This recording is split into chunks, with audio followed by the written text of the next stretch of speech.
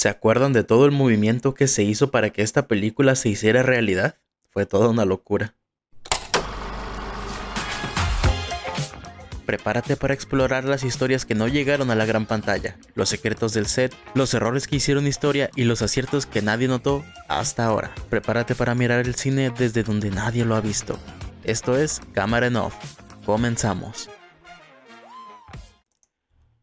Muy buenos días, buenas tardes o buenas noches tengan todos ustedes y sean bienvenidos a Cámara en Off, un programa dedicado a contar las historias que hay detrás de la producción de nuestras películas favoritas. En el episodio pasado hablamos un poco del inicio del nuevo universo DC y sobre la nueva película de Superman de parte de James Gunn, pero también di un pequeño repaso sobre el fracaso que tuvo DC antes de su reestructuración. Sin embargo, entre tanta película mala y fracaso en taquilla, hubo un proyecto que sin duda destacó de los demás, ya que se realizó todo un movimiento para que se llevara a cabo. Una película que es todo un milagro que haya sucedido. Estoy hablando de la Liga de la Justicia de Zack Snyder.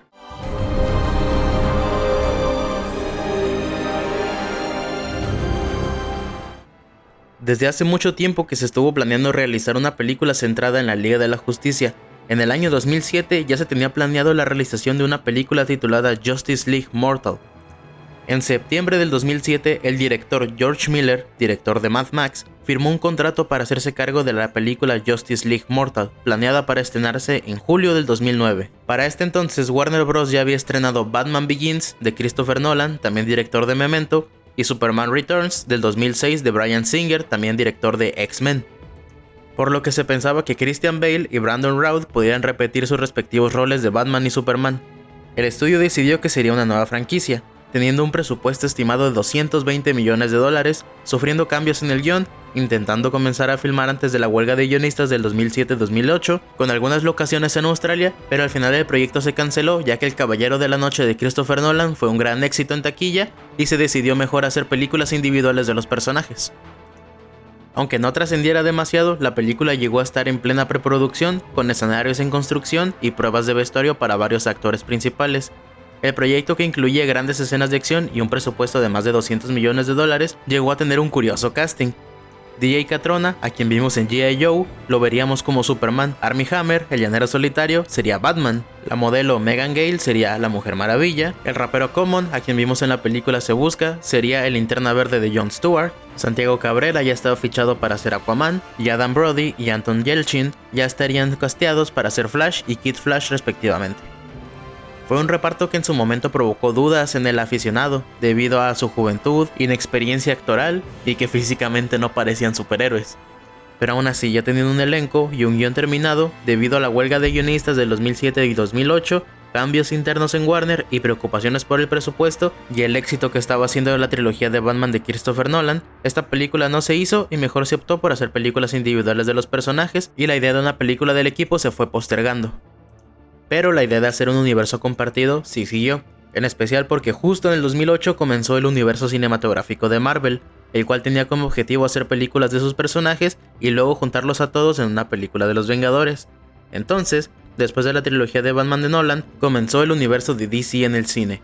Para la primera película se presentó un nuevo Superman interpretado por Henry Cavill en una película llamada El Hombre de Acero, película que fue dirigida por Zack Snyder, quien para ese entonces había dirigido películas como 300, Sucker Punch, Los Guardianes de Ga'Hoole, una remake del Amanecer de los Muertos y una adaptación de Watchmen. El Hombre de Acero presentaba nuevamente la historia de origen de Superman, pero con un tono más serio y más oscuro. Esto fue del agrado para mucha gente, pero también fue una decisión que a muchos otros les molestó. Aún así, Snyder siguió fiel a su tono. Además de que la película fue un éxito en taquilla, entonces Warner decide crear el universo compartido y Zack Snyder es elegido como arquitecto visual. Se anunció oficialmente la película de Batman contra Superman, El Amanecer de la Justicia. A la vez, Snyder recibe luz verde para dos películas de la Liga de la Justicia filmadas de forma consecutiva, Liga de la Justicia parte 1 y parte 2. En el 2016 se estrenó Batman contra Superman, presentando a Ben Affleck como el nuevo Batman, Jesse Eisenberg como Lex Luthor y Gal Gadot como la Mujer Maravilla. Sin embargo, a pesar de irle bien en taquilla, no le fue muy bien como a su competencia. Para este año el universo cinematográfico de Marvel llevaba ya 8 años, tenía ya sus personajes presentados y establecidos, y justo habían llegado a un acuerdo con Sony para que Spider-Man se incorporara, y en el 2016 se estrenó Capitán América Civil War, la cual tenía una premisa bastante similar a Batman contra Superman, donde el Capitán América y Iron Man se enfrentarían en batalla con sus respectivos equipos. Aquí se iba a presentar a personajes como Black Panther y a un nuevo Spider-Man, pero para este momento el público ya conocía a todos los personajes. Iron Man ya había tenido 3 películas en solitario, más sus 2 apariciones en Los Vengadores, Capitán América igual, y todos los personajes como Black Widow, Hawkeye, Falcon, War Machine y demás ya habían tenido muchas apariciones a lo largo de los 8 años que llevaba este universo. Ya conocíamos a estos personajes y sus desarrollos, y entendíamos el por qué estaban peleando en esta película. Mientras que en DC solo teníamos una película de Superman, el Batman de Ben Affleck era un Batman nuevo que apenas se iba a introducir en esta película, al igual que la Mujer Maravilla. Se incluyeron escenas con cameos de Flash, Aquaman y Cyborg, y también una inclusión de Lex Luthor con un plan para crear otro villano llamado Doomsday. Y además se iban a dejar algunos cabos sueltos para responderse en próximas películas. Esto hizo que la trama principal del conflicto entre Batman y Superman se quedara de lado y al final era una película pre-Liga de la Justicia, donde además al final Batman y Superman se vuelven amigos porque sus mamás se llaman igual y unen fuerzas para matar a Doomsday. Superman muere en la batalla y Batman se queda con la idea de ir a buscar a los demás integrantes de la Liga. Al final, la película le fue bien a taquilla, pero muy mal con la crítica. Hay quienes la defienden, pero solo argumentan que es una película exclusivamente para fans que han leído los cómics a los que hace referencia, pero sabemos que realmente es una película bastante mal hecha. Cuando Batman contra Superman obtiene críticas mixtas, Warner Bros. Entra en un pánico creativo. Primero pidió cambiar el tono de la película de la Liga de la Justicia, para que fuera más ligera y más accesible, lo mismo que trataron de hacer con el Escuadrón Suicida, pero pues ya vimos el resultado.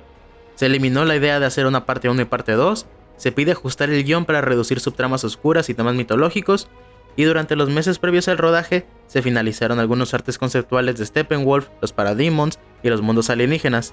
Se construyeron grandes sets para representar Atlantis y Themyscira, los hogares de Aquaman y la Mujer Maravilla. Se probaron diseños de trajes para los héroes que faltaban como Flash, Cyborg y Aquaman, y se planificó un rodaje intenso en Londres, Islandia y en otros países. Ya aquí se notaba una tensión entre la visión de Zack Snyder y los nuevos lineamientos del estudio. Aún así, la producción siguió y el rodaje principal terminó en octubre del 2016. Sin embargo, el estudio consideró que la película seguía siendo demasiado Snyder, así que Warner optó por volver a hacer muchas cosas. Para eso trajeron al director de Los Vengadores 1 y 2, Joss Whedon, y lo pusieron a reescribir partes del guión. Comenzó una planeación extensa de regrabaciones, ajustes de color, tono, humor, todo para hacer una película más Marvel. La preproducción se extendió de forma inusual para redirigir la película, y así siguieron por varios meses hasta que en marzo del 2017 ocurrió una tragedia.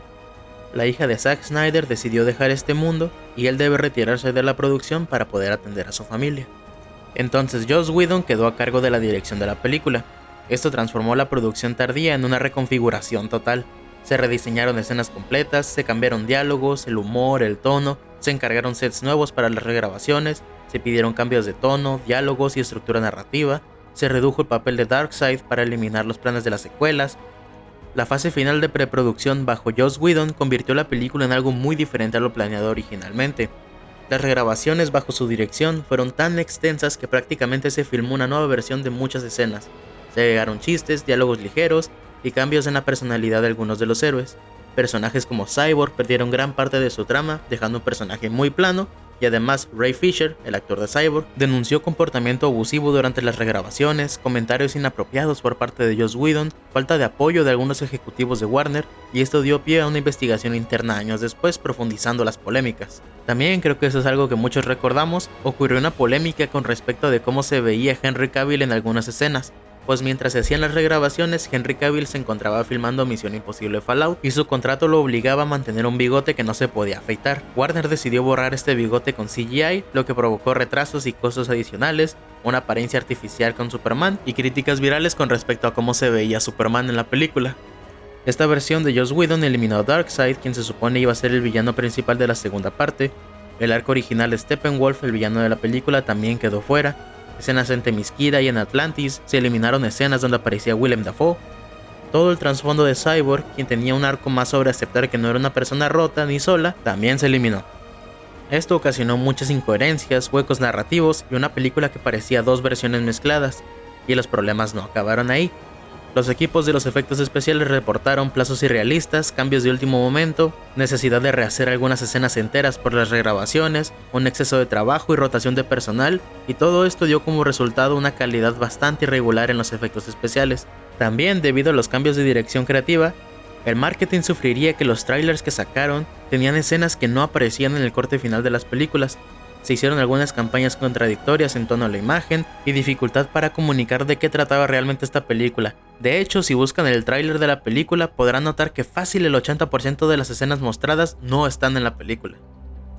La película se estrenó en noviembre del 2017 y para sorpresa de nadie fue un fracaso en crítica y la taquilla no fue la que se esperaba, pues por sus regrabaciones el presupuesto fue de más de $300 millones y no juntó ni los 700 millones. Así que muchos planes empezaron a cancelar. Sin embargo, Zack Snyder se quedó con las ganas de que la gente viera su versión de la película, y los fans también querían verla. Y desde el 2017 comenzaron a presionar en redes sociales para poder ver este corte. Desde el inicio los fans detectaron que la película estrenada no coincide con lo que se mostró en los trailers. Comenzó el hashtag Release the Snyder Cut en Twitter y hasta surgieron algunas peticiones en change.org con miles de firmas. En el 2018 Zack Snyder confirmó que sí existe su corte de la película. Y en el 2019, tanto Ben Affleck como Gal Gadot hacen público su apoyo para que se lance esta versión de la película. Se alquilaron hasta vallas gigantes en Times Square exigiendo el lanzamiento. Incluso muchos fans pagaron un avión con una pancarta para la San Diego Comic Con con el hashtag. Se reunieron fondos para donar a la Fundación Americana para la Prevención del Suicidio en honor a la hija de Zack Snyder. Y en el 2020 comenzó algo que todos recordamos, la pandemia del COVID-19, y todos los cines empezaron a cerrar. Así que las compañías empezaron a apostar por el streaming. En plena pandemia, Warner Media, bajo una nueva dirección, decidió apostar por HBO Max. Entonces, para tener más catálogo en su plataforma, finalmente anunciaron La Liga de la Justicia de Zack Snyder. Esta película contaría con un presupuesto adicional para terminar los efectos y la edición y rodar las escenas faltantes. Entonces, este movimiento que duró años, por fin tuvo resultados. Después de la confirmación de que se liberaría este corte, Zack Snyder se puso a filmar las escenas que le faltaban y arreglar el CGI de lo que ya se tenía filmado. Se eliminó por completo todo lo que Joss Whedon había hecho y volvieron a las ideas originales. Se le dio un mejor diseño a Steppenwolf, Superman apareció ya con su traje negro, Darkseid apareció en la película con algo de peso en la trama, se le dio un gran trasfondo a Cyborg y el 18 de marzo del 2021 se estrenó oficialmente la edición de 4 horas de la Liga de la Justicia, esta vez 100% dirigida por Zack Snyder. El recibimiento fue mucho más positivo que la versión de cines del 2017, tanto por parte de la crítica como parte de los fans. Del parte del público hubieron elogios por el tono épico y coherente al estilo de Zack Snyder, aplausos para Cyborg, considerado el corazón de la historia, un excelente recibimiento del diseño de Darkseid y su rol en la trama. Muchos fans vieron la versión de Zack Snyder como una redención para la película que se estrenó en el 2017. Los críticos comentaron que era una película más completa, emotiva y épica, tenía un mejor desarrollo de personajes, un estilo visual consistente, un villano mucho más creíble y una estructura de 4 horas que funcionaba sorprendentemente bien. Aunque bueno, esto no fue del agrado de todos, ya que recibió algunas críticas negativas por su extensa duración, un tono demasiado serio comparado con otras películas de superhéroes, una estructura narrativa pesada para espectadores casuales, y de nuevo tratando de meter muchas cosas que al final se pudieron haber quedado fuera, como ese final post-apocalíptico donde aparece Jared Leto como el Guasón, que a pesar de que su actuación sí mejoró, la escena no tiene razón de estar. De hecho, si bien las 4 horas son bastante entretenidas, uno fácilmente puede identificar que hay más o menos unos 40 minutos hasta 1 hora de película que pudieron ser cortadas. Sí siento que a pesar de que la película me gusta, Snyder pudo mejorarla un poco más. Quizá con un formato más corto hubiera quedado aún mejor, pero bueno, es solo mi opinión. Aún con sus problemas es una película muy disfrutable, y en mi opinión tiene una de las mejores secuencias de una película de superhéroes, esa donde Flash regresa el tiempo mientras le dedica unas palabras a su papá. Papá, pase lo que pase, quiero que sepas que tu hijo fue uno de ellos, uno de los mejores que hay. El futuro es tu creación, el pasado es tu creación. Todo ocurre ahora. Fue muy épico de ver, me hubiera encantado ver eso en el cine. El estreno fue un evento global, con muchísimo ruido mediático. Demostró el poder que un fandom puede influir en un estudio, generó un enorme debate sobre la libertad creativa contra las decisiones de un estudio, transformó a Zack Snyder en una figura emblemática dentro del cine de superhéroes Claro que después este universo se canceló y Zack Snyder dirigió algunas cosas para Netflix que ya no estuvieron buenas, pero pues al menos tuvo un ratito de elogios. Al final sabemos que el movimiento para liberar el corte de Snyder tuvo sus cosas positivas. Fue perseverante durante muchos años, unió a los fans, a los actores y al propio Snyder, defendió la versión artística frente a las decisiones corporativas, logró que un estudio multimillonario completara una película que estaba muerta y quedó como una prueba de la influencia masiva que puede tener la comunidad en línea. Claro que después de la cancelación de este universo comenzaron movimientos nuevos donde los fans pedían cancelar el nuevo universo DC y traer de vuelta a Zack Snyder para volver a liderarlo. Pero pues todos sabemos que eso ya no va a pasar. Después de tantos fracasos que enfrentó DC, están ahora en mejores manos siendo liderados por James Gunn. Pero bueno, ¿ustedes qué piensan? ¿A ustedes les gustaron las películas del anterior DC o prefieren al nuevo?